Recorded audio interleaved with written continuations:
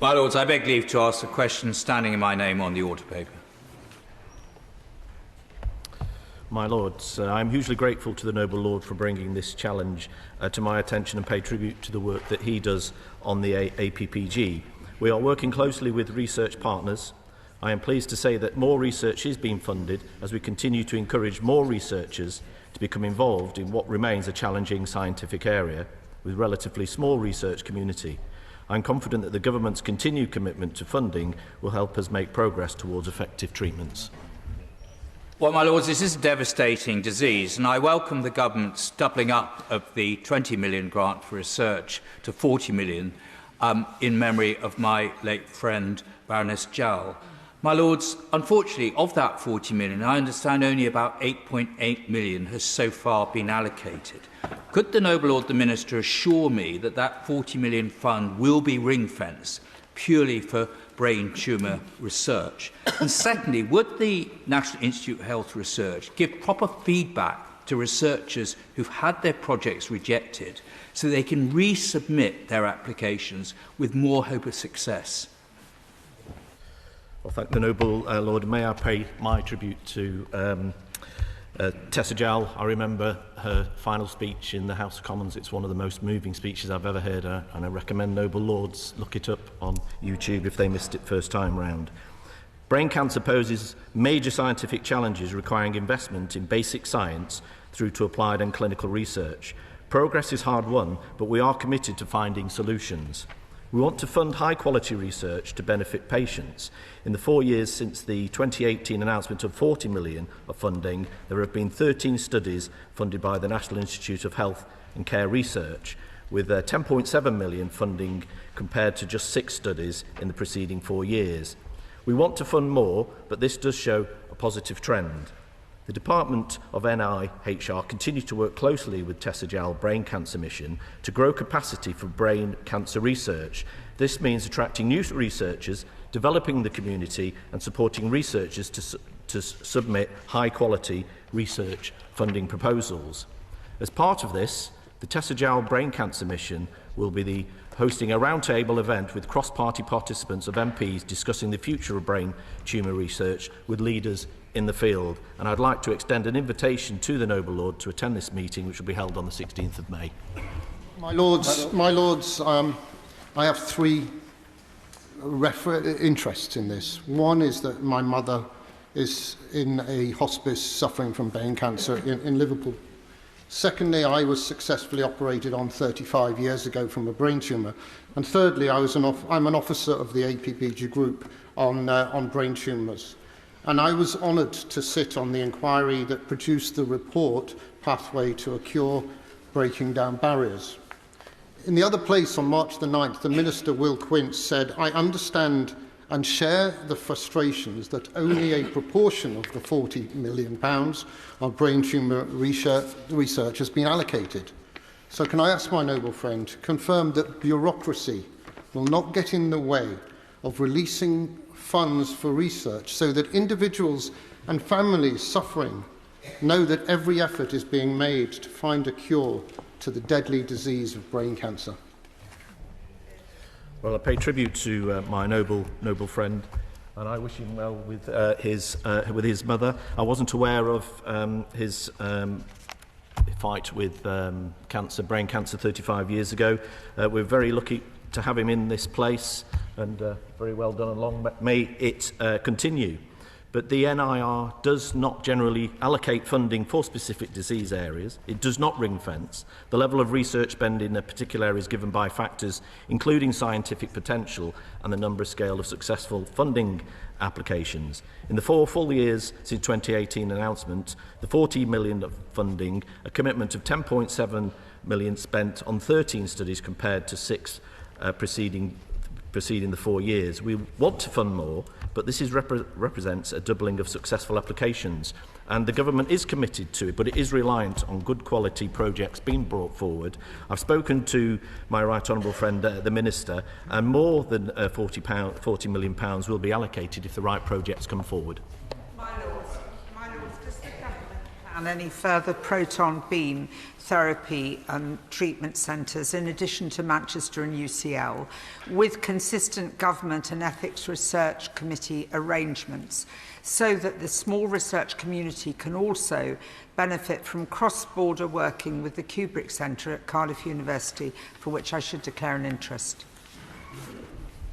Well, thank you to the noble lady for that question, and she shows her expertise in such a matter. What I can say to her is that the UK Departments of Cancer Research are jointly funding a network of 17 experimental cancer medical centres across the UK, plus a network for children which is dedicated to early phase research on childhood cancers, investing a total of 36 million between 2017 and 2022.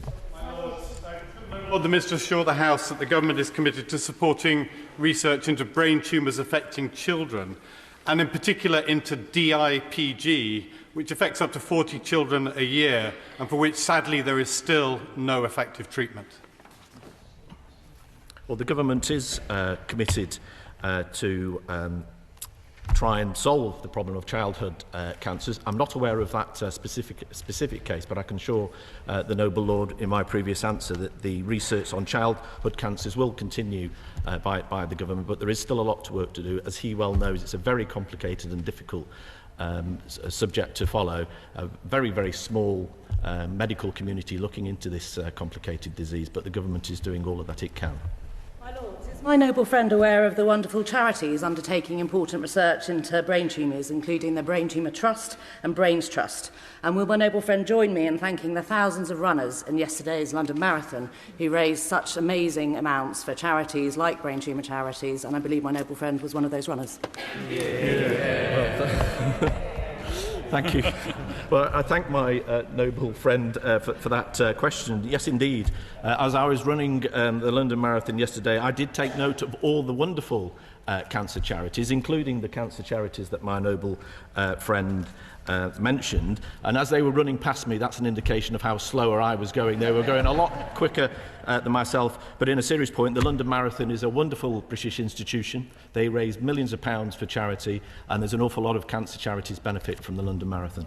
My Lords, in starting congratulating the noble Lord the Minister and others in this House for their efforts yesterday, I'd also like to pay tribute to the tireless work of the Tessa Jowell Foundation. It does deserve our support in the way that it presses home the need for urgent improvements in treatment, research and training to combat the rising devastation of brain cancer.